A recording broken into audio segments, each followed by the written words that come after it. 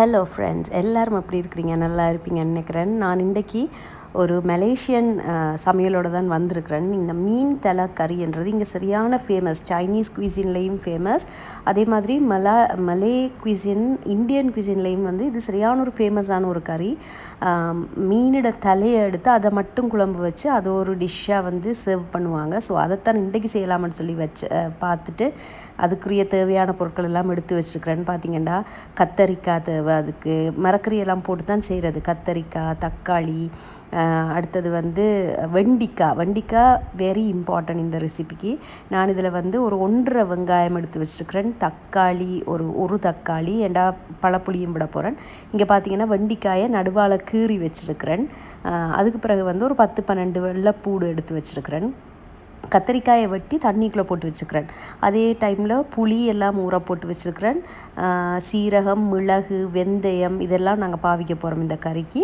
நான் இன்றைக்கு வந்து வஞ்சிரம் மீனிட தலை தான் எடுத்துருக்கிறேன்.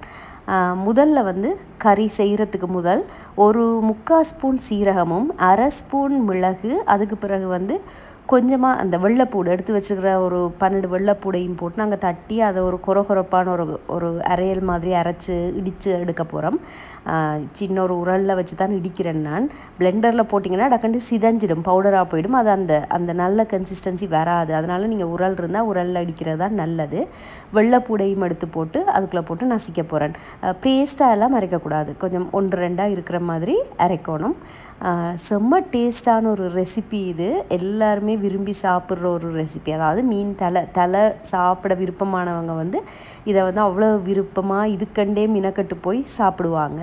இங்கே பார்த்தீங்கன்னு சொல்லி சொன்னால் இப்படி கொரகரப்பாக அரைக்கணும், பேஸ்ட்டாக அரைச்சிடக்கூடாது. அப்போ இது ஃபஸ்ட் ஸ்டெப்பாக நாங்கள் இதை எடுத்து செய்து வச்சுட்டு அடுத்த அளவில் பார்க்க போகலாம். அடுத்தது வந்து தாச்சிக்குள்ளே எண்ணெய் நல்லா கொதிக்கட்டும், கொஞ்சம் சூடாகட்டும் எண்ணெய். நீங்கள் நல்லெண்ணெய் வேணுமென்னாலும் யூஸ் பண்ணலாம். நான் வந்து நார்மல் சன்ஃப்ளவர் ஆயில் தான் யூஸ் பண்ணியிருக்கிறேன். நல்லெண்ணெய் யூஸ் பண்ணிங்கனாலும் நல்லா தான் இருக்கும். நான் கொஞ்சமாக கடுகு போடுறேன். கடுகு நல்லா கொஞ்சம் பொரியட்டும். அதுக்கு பிறகு வந்து அதுக்கு வந்து நான் கொஞ்சமாக ஒரு 2 துண்டு இது காஞ்ச மிளகாய், ஒரு காஞ்ச மிளகாய் 2 துண்டாக வெட்டி போட்டு போடுறேன். கொஞ்சமாக வெந்தயம், அடுத்தது வந்து ஒரு கொஞ்சமாக சீரகம். நாங்கள் சீரகம் வந்து ஏற்கனவே தட்டி வச்சுருக்கிறோம், அதனால் நாங்கள் அளவாக ஒரு கொஞ்சமாக போட்டால் காமிச்சுமா ஒரு வாசத்துக்காக. இது இவ்வளவும் நல்லா பொரிஞ்ச உடனே நான் வெட்டி வச்சுருக்கிறேன் ஒரு 1.5 வெங்காயம், அதை வந்து நல்லா சின்ன வெட்டி வச்சுருக்கிறேன். அதை போட்டு அது நல்ல ஒரு பதத்துக்கு வரட்டும். நல்லா அந்த கண்ணாடி பதம் மாதிரி கொஞ்சம் பொரிஞ்சு வரணும். வெங்காயம் கொஞ்சம் பொரியணும். அதுக்கு உப்பும் கொஞ்சம் போட்டு அதை கொஞ்சம் நல்லா தாளித்த மாதிரி வெந்து வரும் வரையும் வச்சுக்கொள்ளுவோம். இப்போ அடுப்பு வந்து ஒரு அளவான மீடியம் ஹீட்டில் தான் கொதிக்கணும். நீங்கள் பார்த்தீங்கன்னு சொன்னால் லைட்டாக நல்லா அந்த கலரெல்லாம் சேஞ்ச் ஆகி கண்ணாடி பதத்துக்கு வந்திருக்குது. இந்த டைமில் வந்து இந்த ஒரு தக்காளியை நான் போடுறேன். தக்காளியும் வந்து கொஞ்சம் நல்லா பழுத்த தக்காளியாக இருந்துச்சுன்னு சொன்னால் இந்த கறிக்கு டேஸ்ட்டாக இருக்கும், ஆக காயாக இல்லாமல். அதை போட்டுட்டு அதுக்கு வந்து நான் கொஞ்சம் மஞ்சள் தூள் போட போகிறேன். என்ன தக்காளி மஞ்சள் தூள் போட்டால் தக்காளி வந்து நல்லா வெந்து வந்துடும். அப்படி வெந்து வந்துச்சுன்னு சொன்னால் தான் இந்த கறிக்கு டேஸ்ட்டாக இருக்கும். தக்காளியெல்லாம் தெரியக்கூடாது கறியில். ஸோ இது வந்து நல்லா வெந்து வரட்டும். தக்காளியும் எந்த கறியாக இருந்தாலும் கொஞ்சம் தக்காளி வெங்காயம் நல்லா வெந்து வந்தால் தான், வதங்கினாத்தான் அந்த கறி வந்து டேஸ்ட்டாக இருக்கும். ஸோ அந்த சமையலுக்கு வந்து அதுக்குரிய டைமை நாங்கள் கொடுத்தோம்னு சொல்லி சொன்னால் தான் அதோட டேஸ்ட் வந்து சரியாக வரும். அதனால தான் நாங்கள் வந்து சில நேரத்தில் சமையல் வந்து நல்ல டேஸ்ட்டாக இருக்கும், சில நேரத்தில் அதே மாதிரி தான் செய்வோம், ஆனால் வந்து அந்த டேஸ்ட் வராது. ஏன்னா நாங்கள் கொஞ்சம் அவசரத்தில் முன்ன பின்ன அந்த இன்க்ரீடியன்ஸை போட்டுருவோம், அதனால் அந்த டேஸ்ட் வராது சில நேரத்தில். ஸோ இப்போ வந்து இந்த தக்காளி நல்லா வெந்து வரத்துக்காக ஒரு மூடியை போட்டு மூடி ஒரு மீடியம் லோ ஹீட்டில் வச்சு நல்லா வெந்து வரட்டும் தக்காளி. இப்போ பார்த்திங்கன்னாலே இந்த நல்லா பழுத்த தக்காளி போட்டபடியாக ஒரு கொஞ்ச நேரம் விட்டோன்னே நல்லா மசிஞ்சு வந்துட்டுது தக்காளி. இந்த டைமில் வந்து வெட்டி தண்ணிக்குள்ளே போட்டு வச்சுருந்த கத்திரிக்காயை தண்ணிக்குள்ளே போட்டு கொஞ்சம் உப்பு போட்டு தான் வைக்கணும், ஏனெண்டா இல்லாட்டிக்கு கருத்து போயிடும். ஸோ இந்த தக்காளி வந்து தக்காளியும் நல்லா குழஞ்சி வேகணும், அப்போ தான் டேஸ்ட்டாக இருக்கும் இந்த கறிக்கு. தக்காளி நல்லா வெந்து வரட்டும். அதுக்கும் வந்து திருப்பி நாங்கள் மூடியை போட்டு தான் வெந்து வரவிட போகிறோம். அதனால் இப்போ இதெல்லாம் வந்து நாங்கள் மூடியை போட்டு ஒரு ப்ரொசஸில் செய்கிறபடியாக கொஞ்சம் எண்ணெய் கொஞ்சம் நார்மலாக போடுற மீன் கறியை விட கொஞ்சமாக கூட விட்டால் சரியாக இருக்கும். இப்போ நல்லா இது கத்தரிக்காய் வந்து நல்லா வெந்து வரட்டும்.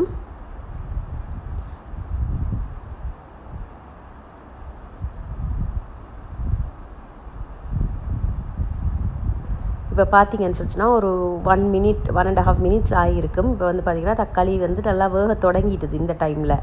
இந்த டைமில் வந்து நாங்கள் எடுத்து வச்சுருக்கிற மீன் மசாலா தூள் ஒரு 3 கரண்டி, அதுக்கு பிறகு வந்து நான் தனி மிளகாத்தூள் ஒரு 1 ஸ்பூன் போட்டிருக்கிறேன். இப்போ மொத்தமாக 4 ஸ்பூன் மசாலா டீஸ்பூனால். உங்களுக்கு தேவையான அளவு மசாலா உங்களோட உரைப்புக்கு ஏற்ற மாதிரி உங்களோட வீட்டு மசாலாவோ என்னவோ நீங்கள் யூஸ் பண்ணிக்கொள்ளலாம். இந்த மசாலா வந்து கருகாமல் இந்த டைமில் வந்து அடுப்பை நல்லா குறைச்சிடணும். அப்போ தான் அந்த மசாலா வந்து கருகாமல் இருக்கும். அடுப்பை நல்லா குறைச்சி கொண்டு தான் மசாலாவை போட்டு அந்த எண்ணெயிலே வந்து மசாலா கொஞ்சம் பிரண்டு வர ஒரு 30 செகண்டில் அதுக்கு பிறகு வந்து நாங்கள் கரைச்சி வச்சுக்கிற புளியை விடலாம். புளியும் வந்து உங்களோட வீட்டு புளி எவ்வளவு புளிப்பாக இருக்குது, என்ன பதத்தில் இருக்குதுன்றதை பார்த்து தான் நீங்கள் புளியோட அளவு நீங்கள் வந்து டிசைட் பண்ணணும். அப்போ நான் வந்து இப்போ ஒரு நெல்லிக்காய் சைஸ்ன்னு சொன்னால் நீங்கள் நெல்லிக்காய் சைஸ் போட்டால் இதில் புளியே இருக்காது. அப்படி இல்லைன்னா கூட புளிப்பாயிடும். அப்போ உங்களோட வீட்டு புளி என்ன தரத்தில் இருக்குதுன்னு சொல்லி பார்த்து அதுக்கேற்ற மாதிரி நீங்கள் புளி போட்டுக்கொள்ளுங்க. பிறகு அந்த பாத்திரத்துலேயே நான் இன்னும் கொஞ்சம் தண்ணி தேவையான அளவு தண்ணி ஊற்றி இப்போ வந்து இதை கொதிக்க விட போகிறேன். நல்லா இந்த குழம்புக்கு எவ்வளோ தண்ணி வேணுமோ அந்த தண்ணியை நாங்கள் வந்து ஊற்றிட்டு அந்த நாங்கள் இடித்து வச்சுருந்த அந்த வெள்ளைப்பூடு, சீரகம், மிளகு அதையும் வந்து இதுக்குள்ளே போட்டு அது இதோட சேர்ந்து கொதிக்க தான் நல்ல வாசம் வரும். அதையும் போட்டு நான் வந்து மூடியை போட்டு நல்லா இது வந்து கொதித்து வரணும். தேவையான பக்குவத்துக்கு வந்து இந்த குழம்பு வந்து கொதிச்சிடணும். அதுக்கு பிறகு தான் நாங்கள் வந்து மீன் போட போகிறோம். இப்போ வந்து ஒரு கொஞ்சமாக உப்பும் போட போகிறேன். நான் இந்த கறிக்கு தேவையான அளவு உப்பு அதையும் போட்டு நாங்கள் வந்து மூடியை போட்டு நல்லா கொதிக்க விடணும். தேவையான அளவு கொதிச்சா பிறகு தான் மீனோ வேறு எதுவுமோ போடலாம். இங்கே பார்த்தீங்கன்னு சொல்லிச்சுன்னா மீன் குழம்பு செம்மையாக கொதிக்குதுங்க பாருங்கள். இது வந்து இப்படியே இப்போ கத்திரிக்காய் போட்டிருக்கிறபடியே அது கத்திரிக்காய் புளிக்குழம்பு மாதிரி மரக்கறிக்கு வந்து இதை இப்படியே நீங்கள் யூஸ் பண்ணிக்கொள்ளலாம். அப்படி இல்லைன்னு சொல்லிச்சோன்னா நீங்கள் பிறகு மீன் போடுறேன்னு சொல்லிச்சோன்னா மீனும் போடலாம். அப்போ இது வந்து ஒரு 2-in-1 குழம்பு மாதிரி. இப்போ பார்த்திங்கன்னா நல்லா கொதித்து வந்துட்டுது. இந்த டைமில் இப்படி ஒரு பதத்தில் நல்லா கொதிக்கணும். அந்த புளிப்பிட இதெல்லாம் பச்சை புளியிட அந்த மணமெல்லாம் போய் மீனோட வாசம் இப்போவே வரும். மீன் போட்ட அப்புறம் இல்லை, இப்போவே அந்த வெந்தயம் அதெல்லாம் சேர்ந்து சீரகம், மிளகு, உள்ளி எல்லாம் சேர்ந்து வரும். இந்த டைமில் வந்து இந்த மீன் தலையை வந்து நான் போடுறேன். நான் ஒரு சின்ன துண்டு மீனும் போட்டேன். நான் அதுக்குள்ளே மீன் தலை நீங்கள் வந்து சின்ன மீன் தலையும் இருக்கும், இல்லைன்னா நீங்கள் நார்மல் மீன் துண்டு போடுறனாலும் ஓகே தான். நான் ஒரு மீன் துண்டு போட்டேன் நான் இதோட சேர்த்து. இப்போ குழம்பு வந்து சில பேர் நிறைய வைப்பாங்க. அப்படி வைக்க வந்து அந்த மீன் தலை வந்து அதுக்குள்ளே அமிழ்ந்துடும். ஆனால் இது வந்து அப்படி அமிழாதபடியாக நான் கொஞ்சம் எடுத்து மேலே போடுறேன். அப்போ தான் அந்த கறி வந்து சாரும் மீனில். அதோட வந்து இது வந்து நான் நாளைக்கு லஞ்சுக்கு தான் இதை வந்து ஆக்சுவலி செய்கிறேன். நான் இன்றைக்கு இரவே செய்கிறேன்னு வைங்களேன்.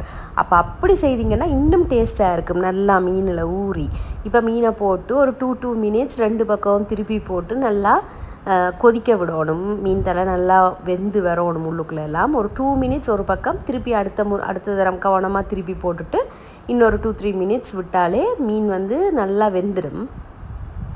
நல்லா கொதிக்கட்டும். என்ன துண்டு மீன் தலையாக இருந்தாலும் நல்ல டேஸ்ட்டாக தான் இருக்கும்.